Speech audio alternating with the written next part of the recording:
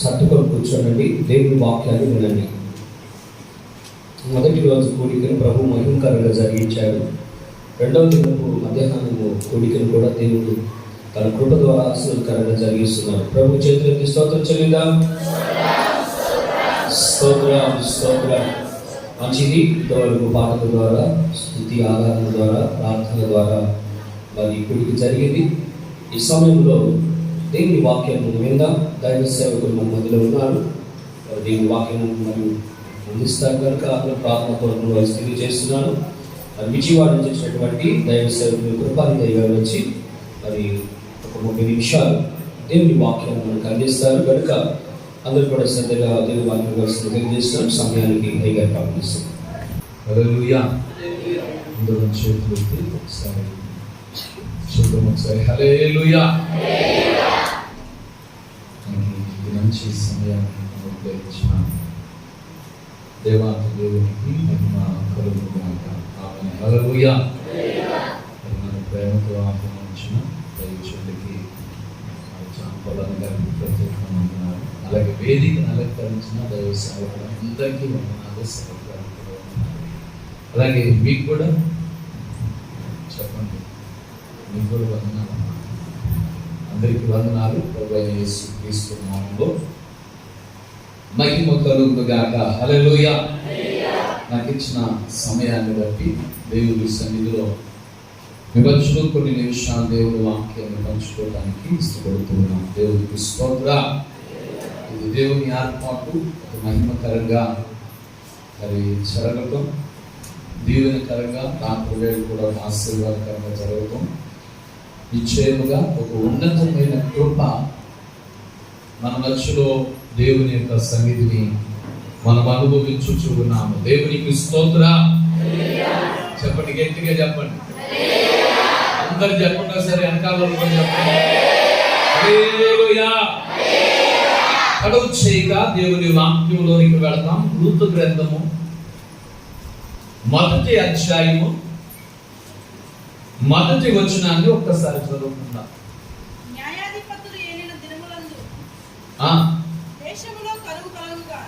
దేశములో కరువు కలగగా యూదా బెత్లెహేము నుండి ఒక మనుష్యుడు తన భార్యను తన ఇద్దరు కుమారులను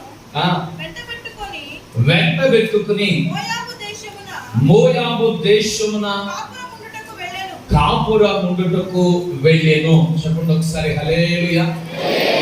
నా వైపు చూడండి, మీ బైబిల్ మూసేయండి ఒకసారి. అందరు చేతులు ఒకసారి చెప్పండి ఒకసారి హల్లెలూయా. ఇక్కడ దేవుని వాక్యం సెలవిచ్చుచున్న సంగతి ఏంటంటే, మనం ఈ రూతు గ్రంథాన్ని బహుశా చాలా సార్లు వినే ఉండొచ్చు. అనేక మార్లు దేవుని వాక్యం రూతు గ్రంథం నుండి మనం విన్నాం. అయితే ఇక్కడ మీరు ఈ రోజు మీ హృదయాల్లో ఉంచుకోవాల్సిన ఒక మాట ఏంటంటే, కాపురముండుటకు వెళ్ళెను. చెప్పండి ఒకసారి నోరు తెలిసి ఏమండి చెప్పాలి, పురుషులు చెప్పాలి. కాపురముండుటకు వెళ్ళెను. దేవుని వాక్యం సెలవించుచున్న మాట అంటే నివాసం ఉండుటకు వెళ్ళెను, నివసించుటకు వెళ్ళెను. ఈ అధ్యాయంలో మనకు తెలుసు, నయోమి అలాగే తన భర్త వీరిరువురును అలాగే వారి బిడ్డలు కలిసి మోయాబు దేశానికి వెళ్ళారని, అక్కడ కాపురం ఉన్నారని, ఆ మోయాబు దేశములో సమస్తమును పోగొట్టుకున్నారని, ఏమంటే సమస్తమును పోగొట్టుకొని మధురమైన అనుభవంలో నుండి తిరిగి మరలా మారా అనుభవానికి వచ్చినట్లుగా, ఇక నన్ను నయోమి అని పిలవకండి, ఆ ఊరికి రాగా తిరిగి బాబు నన్ను నయోమి అని పిలవకండి, నన్ను మారా అని పిలవండి అని చెప్పింది. తనంతట తానే మాట్లాడుతూ మొదలుపెట్టింది. అద్భుత రీతిగా బెత్లెహేములో జీవించుతున్న కుటుంబం మోయాబునకు వెళ్ళింది. బహుశా మనందరం నయోమి తీసుకెళ్ళిందన్న ఆలాపంలో ఉండొచ్చేమో, కానీ నయోమి తీసుకెళ్ళ తన భర్త ఏమండి తన భర్త తీసుకుని వెళ్ళారు.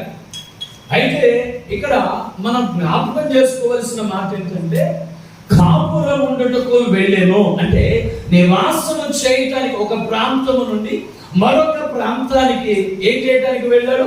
నివాసము చేయటానికి వెళ్ళాడు. అక్కడ కాపురం ఉండి చక్కగా వర్ధిల్లాలని, చక్కగా దీవెనకరంగా మార్చబడాలని, కరువు నుండి తప్పించబడాలని, ఎరుకు నుండి తప్పించబడాలని ప్రియమైన దేవుని బిడ్డలారా కాపురం ఉండుటకు వెళ్ళాను. ఈ రోజున మీ అందరు నేను అడుగుతున్న మాట ఏంటంటే నీవు నివసించుచున్న చోటు ఏది? ఏమండి నీవు నివసించుచున్న చోటు ఏది? నువ్వు ఎక్కడ కాపురం ఉండాలి? నువ్వు ఎక్కడ నివాసం ఉండాలి?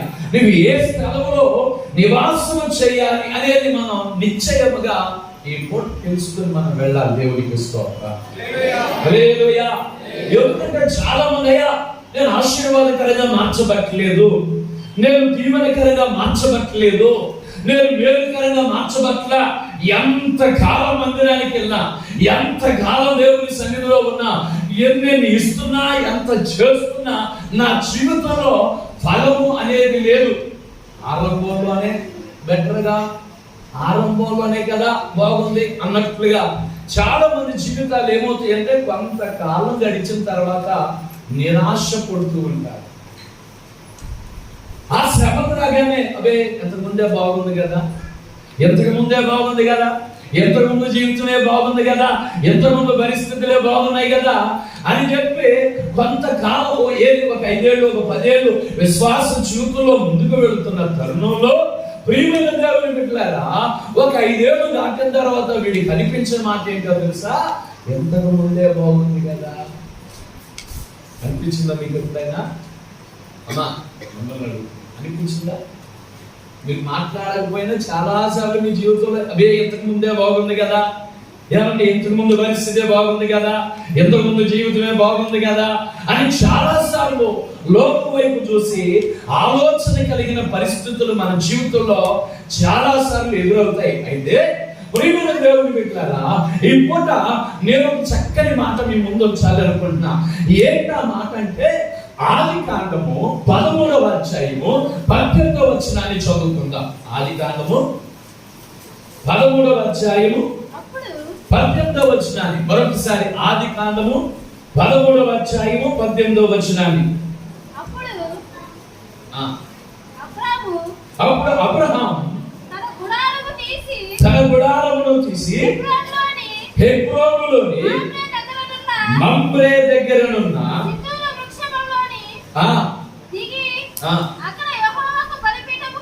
అక్కడ యెహోవాకు ఒక బలిపీఠమును కట్టెను. దేవునికి స్తోత్రం చెప్పండి ఒకసారి. చెప్పండి ఒకసారి. 2 చేతులు చెప్దాం ఒకసారి. హల్లెలూయా. ఇక్కడ హెబ్రోను అనే మాట కనబడిందా మీకు? అమ్మా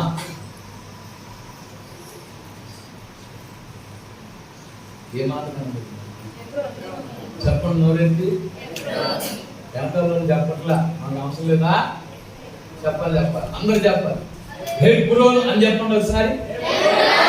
హెబ్రోను అనగా ఏంటి? హెబ్రోను అనే మాటకు అర్థం ఏంటంటే సహవాసము. చెప్పండి ఒకసారి నోరు తెరిచి. అమ్మా ఏంటమ్మా? హెబ్రోను అనగా సహవాసము. అయితే ఇప్పుడు హెబ్రోనులో ఎవరున్నారు? హెబ్రోనులో ఆ సింధూర వనము, ఆ వృక్ష వనములో ఎవరున్నారంటే ఇదిగో అబ్రహాము అక్కడ కాపురం ఉండేను. దేవునికి స్తోత్రం చెప్పండి. చెప్పండి చేతులు చెప్పండి. పర్లా అద్దెం కట్టవలసిందా? చేతులకి అద్దెం కట్టాలా? ఎంత చేతులు కొంచెం ఎత్తి చెప్పండి ఒకసారి. కొంచెం స్వరం ఎత్తి చెప్పండి ఒకసారి. అబ్రహాము నివాసము చేయటం మొదలు పెట్టాడు, కాపురం ఉండటం మొదలు పెట్టాడు. ఇదిగా కాపురం ఉండటమే కాదు, అక్కడికి వెళ్ళగానే హెబ్రోనుకి వెళ్ళగానే ఒక బలిపీఠం కట్టి ఆ బలిపీఠం దగ్గర మోకరించి ప్రార్థన చేయటం మొదలు పెట్టాడు. ఇతడు ఎక్కడికి వెళ్ళినా ఇతడు చేసే పని ఏంటో తెలుసా? ఒక బలిపీఠం కట్టి దేవుని సన్నిధిలో ఒక నైవేద్యాన్ని సిద్ధపరిచి ఎవరిని బలిపెట్టారు? కట్టి కట్టెలు పేర్చి దాని మీద ఒక బలి పశువును పెట్టి దేవునికి ఏం చేసేవాడంటే అర్పించటం మొదలు పెట్టేవాడు. దేవునికి స్తోత్రం. హల్లెలూయా. అబ్రహాము జీవితంలో ఒక ఉన్నతమైన ఆశీర్వాదానికి చేరడానికి గల కారణం ఏంటో తెలుసా? ఎక్కడికి వెళ్ళు, ఏ ప్రాంతానికి వెళ్ళు, బలిపెట్టం బలిపెట్టం బలిపెట్టం బలిపెట్టం. అక్కడ మనం చదువుతున్నాం, అక్కడ యెహోవాకు బలిపీఠం కట్టాను. ఎక్కడ బలిపీఠం కట్టాడు? తాను నివాసము చేయించున్న చోటున ఒక బలిపీఠం కట్టాను. దేవునికి స్తోత్రం. హల్లెలూయా. నీవు నివసించుచున్న ప్రతి చోటున ఏముండాలి? చెప్పాలి, ఏముండాలి? అమలారా చెప్పాలి, ఏముండాలి? బలిపీఠం ఉండాలి. దేవునికి స్తోత్రం. నువ్వు బలిపీఠం కట్టగలిగిన వ్యక్తివై ఉండాలి. బలిపీఠం లేకుండా నేను ఆశీర్వదించబడాలి, బలిపీఠం లేకుండా నేను దీవించబడాలి, అడిగిందల్లా నా దేవుడు ఇచ్చేయాలి అని అనుకుంటావు. ఎవడో ఎందుకు చెప్తారు? నువ్వు మోకాళ్ళు వేసి దేవుని సన్నిధిలో ప్రార్థన చేస్తూ ఉంటే ప్రభు అన్నాడు, ఇదిగో మీరు దేవుని సన్నిధికి వెళ్ళి నైవేద్యాన్ని అర్పించేటప్పుడు ఏం చేయాలంట? మనకు ఎవరితోనైనా విరోధం ఉంటే, ఎవరితోనైనా అసమాధానం ఉంటే ముందు వానితో ఏం చేయాలి? చెప్పండి, ఏం చేయాలి? సమాధానపడి తిరిగి మరలా దేవుని మందిరానికి వచ్చి ఆ అర్పణ అర్పించాలని చెబుతున్నాడు. దేవునికి స్తోత్రం కదా. అవునా కదా? నా మాట అబద్ధమా? మౌనమన్నారు మరి చెప్పండి. అవునా కదా? చెప్పాలి. అవునా కదా? ఏం చేయాలి? ముందు సమాధానపడి దేవుని మందిరానికి వెళ్ళి అప్పుడు దాన్ని దేవునికి అర్పించాలి. దేవునికి స్తోత్రం చెప్పండి. హల్లెలూయా. ఈ సమాధానం ఏం చేస్తుంది? నీ అర్పణ దేవుని యొద్దకు చేర్చుచు ఉన్నది. హల్లెలూయా. అది ఇంపుగా చేస్తుంది. హల్లెలూయా. అది సువాసనగా చేస్తుంది. అది ఇక్కడ ప్రభు అంటాడు, విరిగి నలిగిన హృదయమే నాకు ఇష్టమైన. చెప్పండి వాళ్ళు తప్పేంటమ్మా బీచ్లో కూర్చున్నారు? చెప్పండి, గట్టిగా చెప్పండి, పర్లేదు. హల్లెలూయా.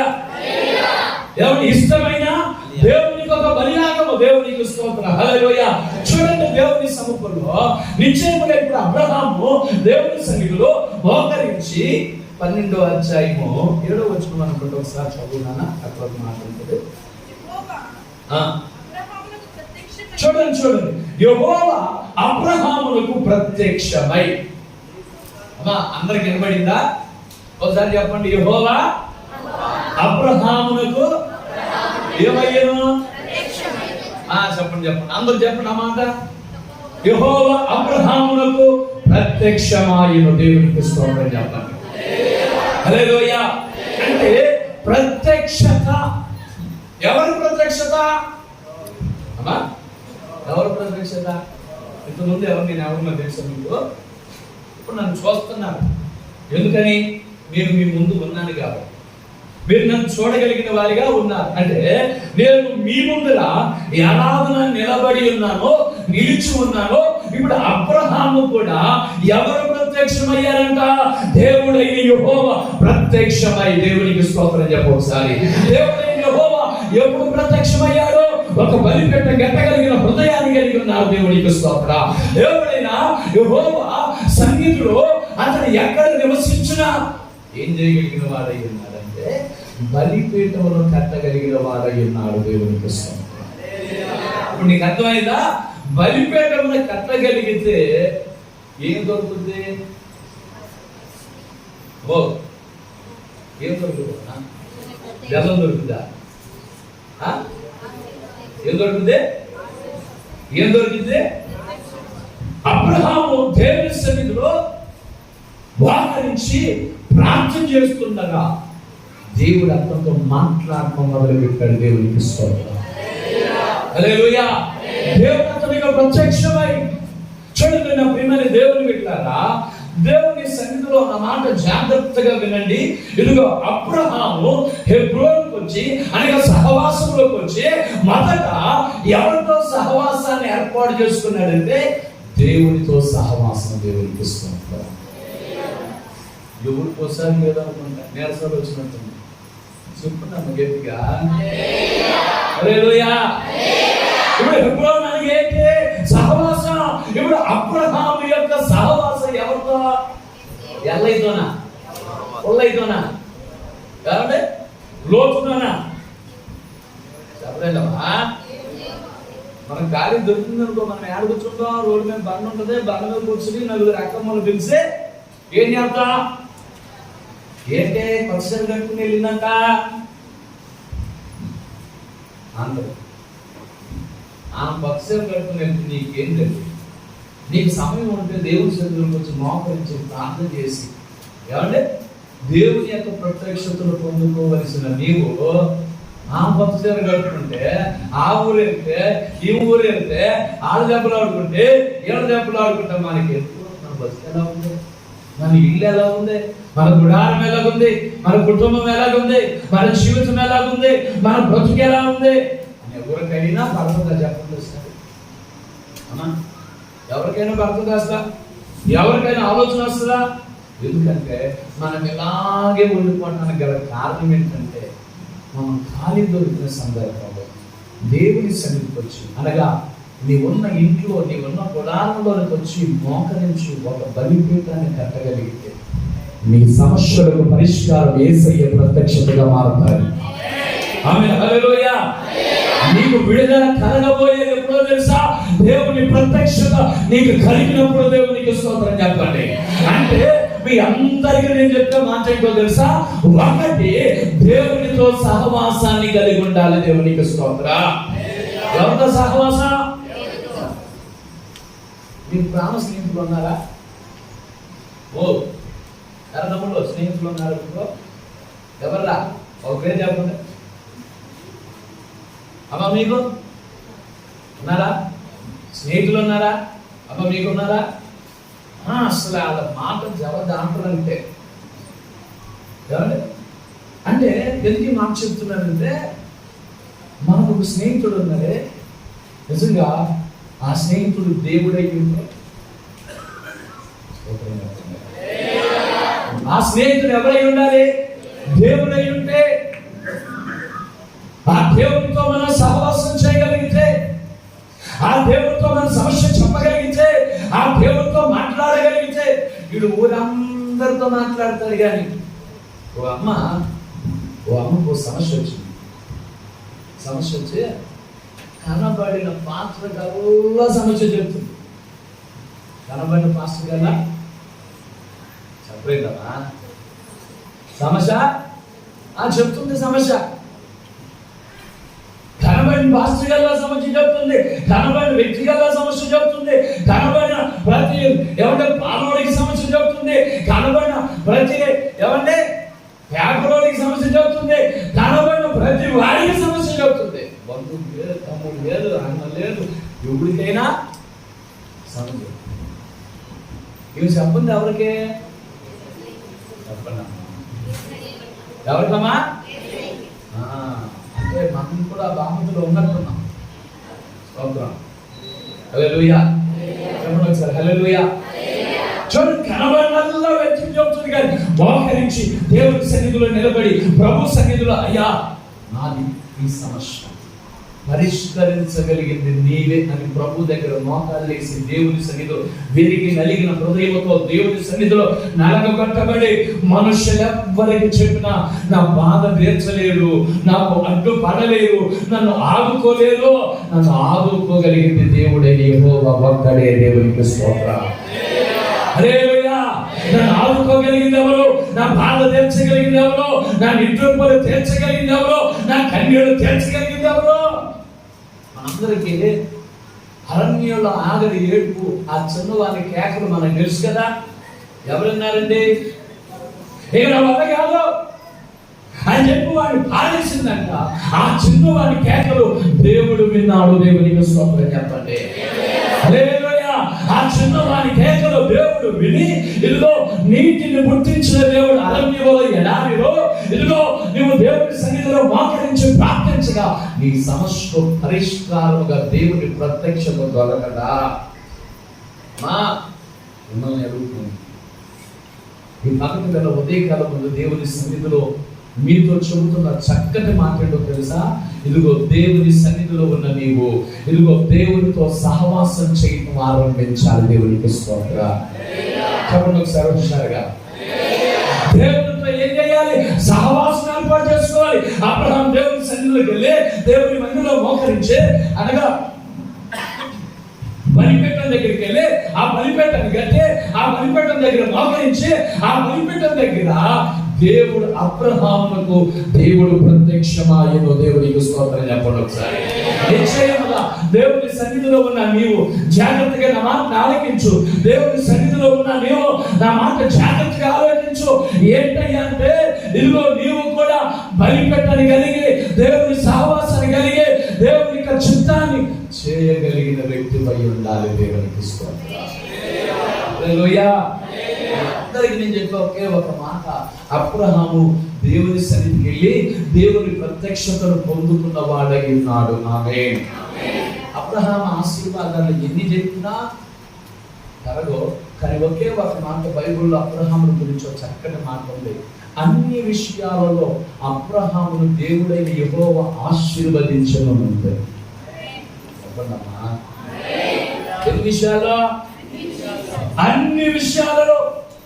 అంటే అన్ని విషయాలు అంటే పిల్లలు, పశువులు, మంద, గొర్రెలు, ఏమండి ఇక పలానా విషయంలో కొదువ లేదు, పలానా విషయంలో లోటు లేదు, పలానా విషయంలో చేతులు చాపే పరిస్థితి అతనికే ఉందా?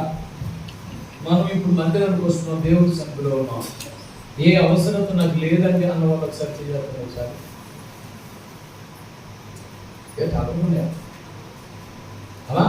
నాకు సమస్య లేదన్న వారు ఒకసారి చేయొద్దండి. మిమ్మల్ని అడుగుతున్నా అప్పుడు నాకు ఈ సమస్య లేదు అన్న వాళ్ళు ఎవరూ లేవు అంటే ఈ వాగ్దానం మనకు వర్తించదు అన్నమాట కదా. ఈ మాట మనకి వర్తించదు.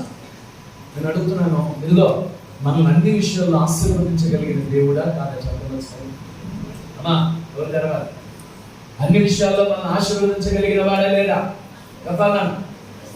అన్ని విషయాలలో నీ దేవుడైన యెహోవా నేను ఆశీర్వదించగలిగిన వాడు. దేవునికి స్తోత్రం చెప్పండి. హల్లెలూయా. అన్ని విషయాలలో ఎలా పైన చేతి వృత్త, వ్యాపారమా, నువ్వు చేయనది ఏదైనా సరే, నువ్వు చేయనది ఏదైనా సరే, కాలేజీకి వెళ్తున్నావా, ఒక ఉన్నతమైన స్థితిలో దేవుడు నిన్ను పెడతాడు. యవన కాలం ముందు దేవుని కృప నీ పట్ల అమితముగా కుమ్మరించబడుతుంది. హల్లెలూయా. నీ చేతి వృత్తి చాలని పరిస్థితుల మధ్యలో ఉందా, కానీ దేవుడు అంటాడు సమృద్ధి గల వారిగా చేయగలిగిన వాడు. హల్లెలూయా. ఏ కొరవ లేదండి. ఎప్పుడు చూడు ఏమైనా చక్కగా వ్యాపారం వృద్ధి చెందుతుంది. పిల్లల విషయంలో లోటు, కుటుంబ విషయంలో లోటు, ఏ విషయంలో చూడు, ఎక్కడ చూడు బాధ, బరువు అనేది అతనికి లేకుండా దేవుడు యెహోవా అతను చేశాడు. దేవునికి స్తోత్రం. ఎందుకంటారంటే నేను ఒకే మాట చెప్తున్నా, అబ్రహాము దేవుడితో సహవాసం కలిగి ఉన్నాడు. దేవునికి స్తోత్రం. మనం కూడా ఏం చేయాలమ్మా? ఏం చేయాలి? ఏం చేయాలి? బలిపీఠాన్ని కట్టాలి. ఇదిగో నువ్వు కాపురం ఉండవలసిన చోటు ఏంటంటే ఎబ్రోనులోకి రావాలి, అనగా సహవాసంలోకి రావాలి. సహవాసంలో ఏం చేయాలి? మోకరించాలి. దేవుడికి ఒక బలిపీఠం కట్టాలి. దేవుడితో ఒక సహవాసం ఏర్పాటు చేసుకోవాలి. ఆమేన్.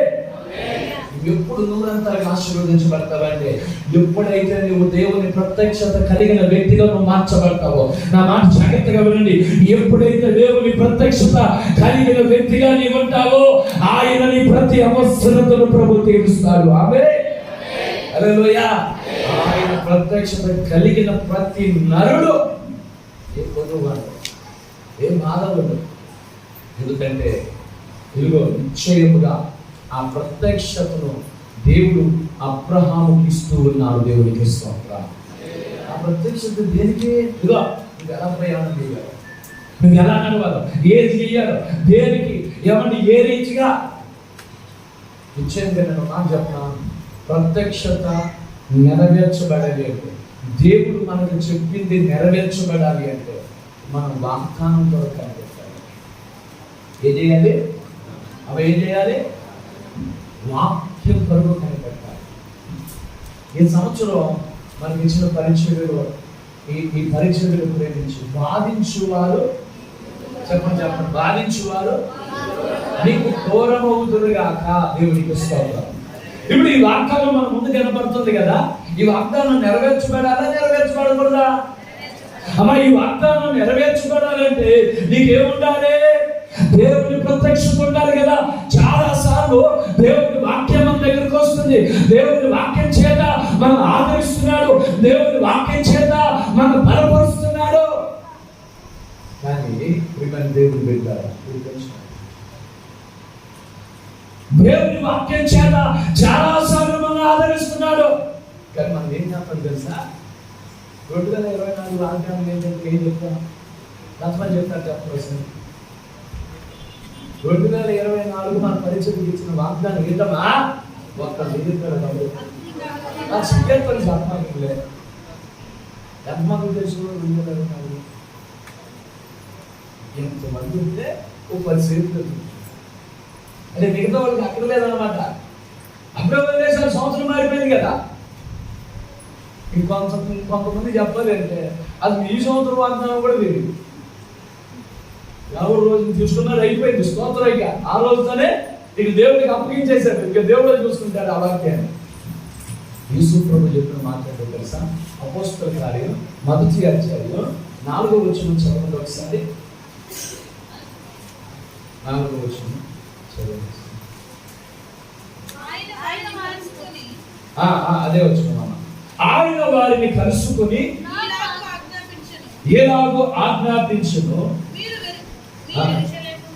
మీరు యెరూషలేము నుండి వెళ్ళక నా వలన వినిన తండ్రి యొక్క వాగ్దానము కొరకు కనిపెట్టుడి. దేవునికి స్తోత్రం చెప్పండమ్మా. చెప్పగట్ట. ఇప్పుడు ఏం చేయాలంటే ఇక్కడ వాక్యం మరోసారి చదువు పెట్టాను. ఆయన వారిని కలుసుకొని, ఇప్పుడు అబ్రహాంని కలుసుకున్నాడా? ప్రత్యక్షమయ్యాడా? ప్రత్యక్షమైన వాడు చెబుతున్న మాట ఏంటో తెలుసా? ఇదిగో నువ్వు యెరూషలేమును విడిచిపెట్టగా. ఏ విడిచిపెట్టదో? యెరూషలేమును విడిచిపెట్టగా. యెరూషలేమును విడిచిపెట్టక ఏం చెయ్యాలి? యెరూషలేములోనే ఉండి యెరూషలేములో నివాసం ఉంటూ యెరూషలేములోనే ఇదిగో నా వలన వినిన తండ్రి యొక్క వాగ్దానం ఉందో చూడండి. ఏటమ్మా నేను చెప్పానే, అది తండ్రి చేత అనుగ్రహించబడింది.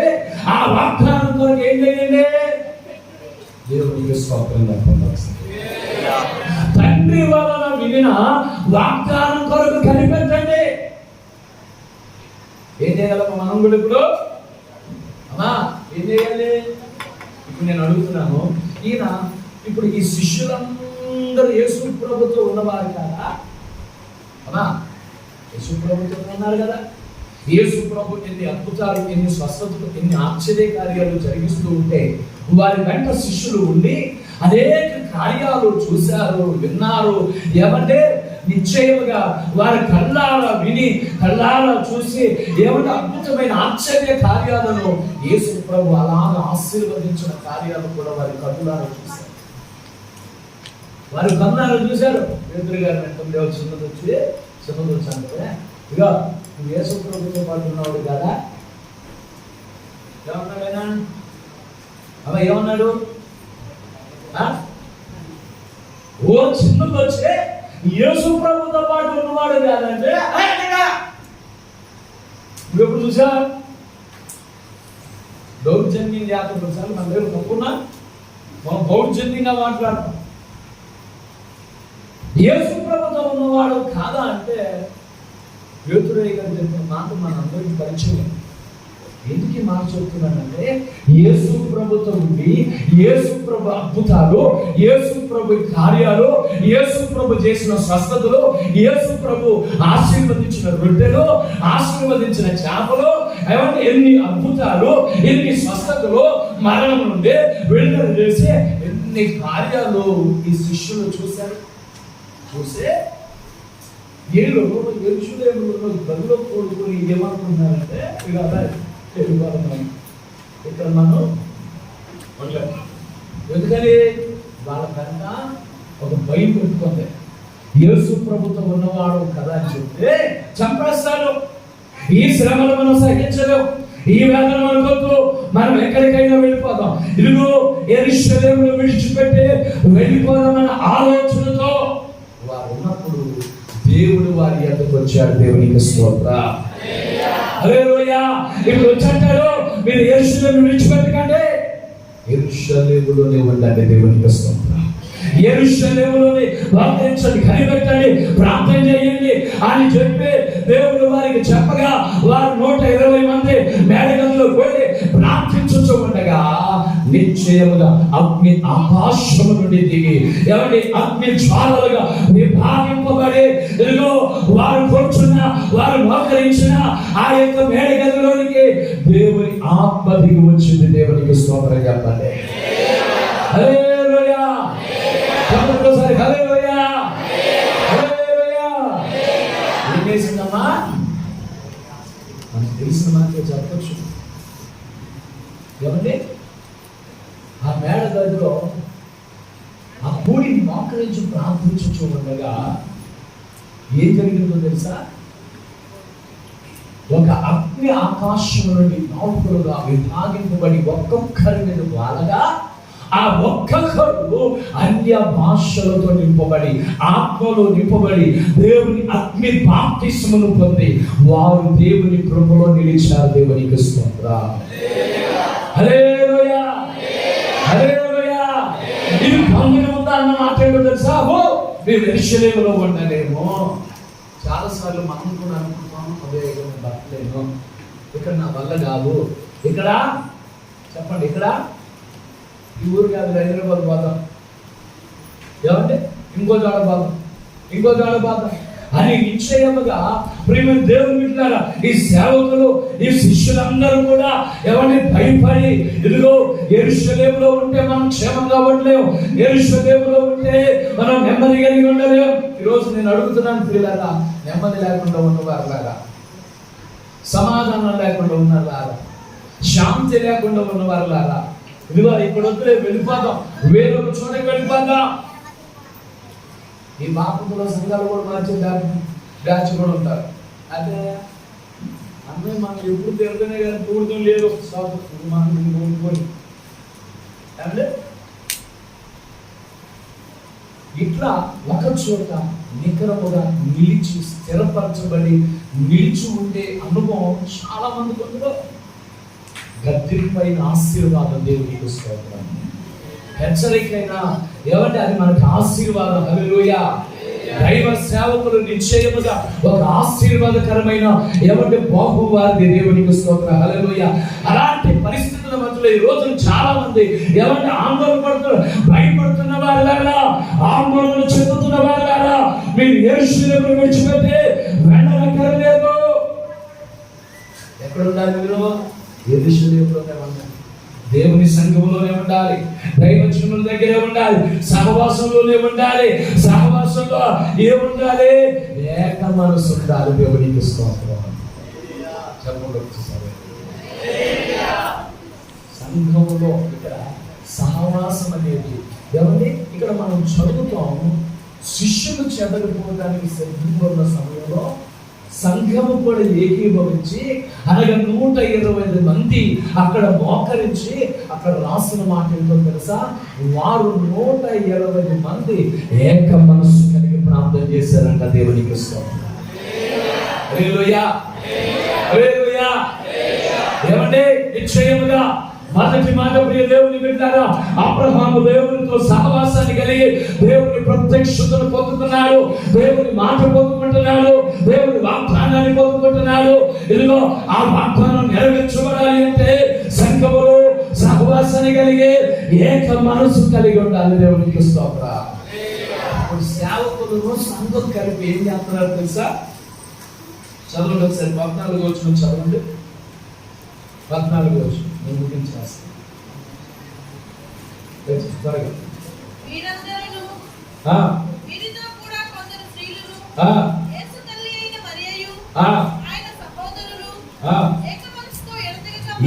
మనస్సుతో ఎడతెగగా ప్రార్థన చేయుచుండిరి. దేవునికి స్తోత్రం. హల్లెలూయా. ఏం చేస్తున్నారంటే అక్కడ ఏక మనస్సు అనే మాట మీరు మీ నోట్లో చెప్పండి ఒకసారి. ఏక మనస్సు. ఏక మనస్సు అంటే ఏంటి?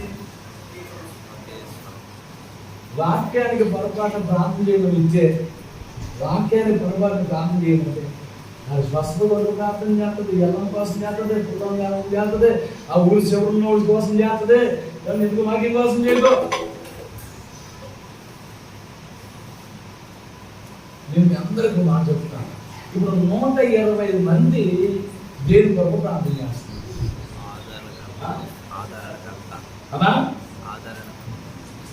చెప్పండి. 120 మంది ఏ మనసుతో ఉన్నారు? 2 మనసులా, 2 తలపులా, ఏక మనస్సు. ఎందుకు ఆ ఏక మనసు అంటే తండ్రి వలన వినిన వాగ్దానం కొరకు ఏక మనస్సు కలిపే ఒకే ఆత్మతో ఇదిగో అందరూ ఒకే అంశం ఇదిగో మోకరించి ప్రార్థన చేయించుకుంటగా పరలోకమే తెరవబడింది. దేవునికి స్తోత్రం చెప్పండి. ఆమె హల్లెలూయా. పరలోకం తెరవబడి అగ్ని ఆకాశము నుండి ఇదిగో వారున్న మేడ గది మీదకి వచ్చేసింది. దేవునికి స్తోత్రం. వారి రక్త భాషలో అన్య భాషలతో మాట్లాడటం, వారి అగ్ని అభిషేకంతో నింపబడి వారి మాట్లాడుతున్న అనుభవాన్ని చూస్తూ ఉంటాం, అందరికీ తెలిసింది. ఆ తర్వాత ఇదిగో పేతురు గారి గురించి చెప్పా కదా, భయపడ్డాడని. యేసు ప్రభుతో కూడా ఉన్నవాడు కాదంటే ఏమన్నాడు? నేను కాదు లేదగినా. ఇప్పుడు అదే పేరు అంటాడు, అదే అపోస్తలులు అంటారు, మేము చూచిన వాటిని, మేము కన్న వాటిని, మేము విన్న వాటిని ప్రకటించకుండా ఉండలేము. దేవునికి స్తోత్రం చెప్పండి. హల్లెలూయా.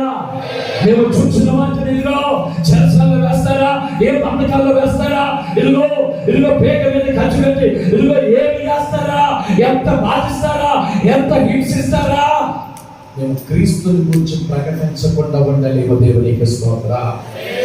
హల్లెలూయా. క్రీస్తుని గురించి ప్రకటించకుండా ఉండాలి. ఎక్కడ ధైర్యం, ఎక్కడ విశ్వాసం? దేవుని ఆత్మ ప్రత్యక్షత ద్వారా కలిగినది. ఆమె చెప్పండి ఒకసారి.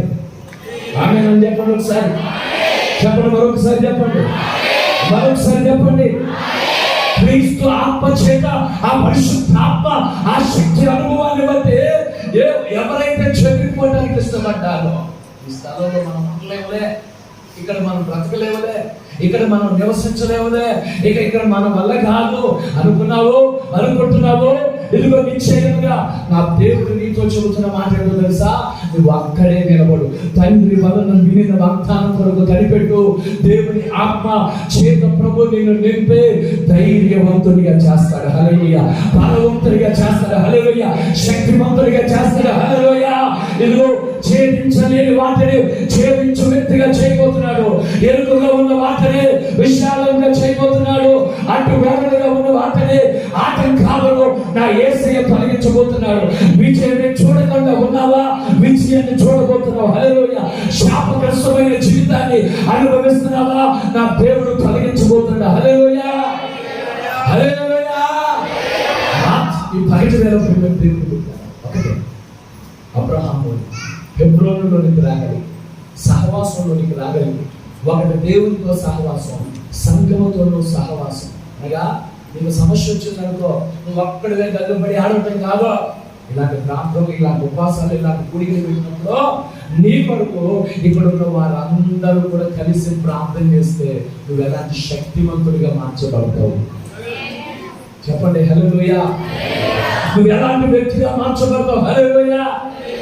కర్ర అయితే ఎరుగొట్టేస్తావు, 2 కర్రలు అయితే ఎరుగొట్టేస్తావు, 3 చెప్పండి 4. ఎంతమంది ఒక్క విజ్ఞాపన కొరకే, ఒక్క వాగ్దానం కొరకు కనిపెడితే నా దేవుడు నిశ్చయముగా నీ బ్రతికే మారిపోబోతుంది. నీ జీవితమే మారిపోబోతుంది. హల్లెలూయా. నీ యొక్క జీవితం, నీ చరిత్రను ప్రభు తిరగ రాయబోతున్నాడు. హల్లెలూయా. నీ జీవిత పరిస్థితులన్నీ తారుమారైపోబోతున్నాయి. హల్లెలూయా. లేనిది ఉన్నట్లుగా చేయగలిగిన శక్తి కలిగిన దేవుడు. ఆమేన్. హల్లెలూయా. నీ నీతో ఏదైతే చెప్పాడో దాన్ని పట్టుకో, దేవుని సన్నిధిలో రా, మోకరించు, విడిచిపెట్టుకో. దేవుని ప్రతి వాగ్దానం విలువైనది. ఆమె ప్రతి వాగ్దానం విలువైనది. ఆ వాగ్దానాన్ని చేతపట్టుకో, సంఘంలో నిలబడు, ఏక మనసు కలిగి ప్రార్థన చేయి. నీకు ఒక విజయాన్ని దేవుడు ఇవ్వబోతున్నాడు. ఆమె కావాలా? విజయం కావాలా? కావాలా? కావాలా? ఒక్కసారి నిలబడి ఒక చిన్న ప్రార్థన చేసుకోండి. ఒక్కసారి అందరూ ఒకసారి నేర్చుకోండి. ఒక్కసారి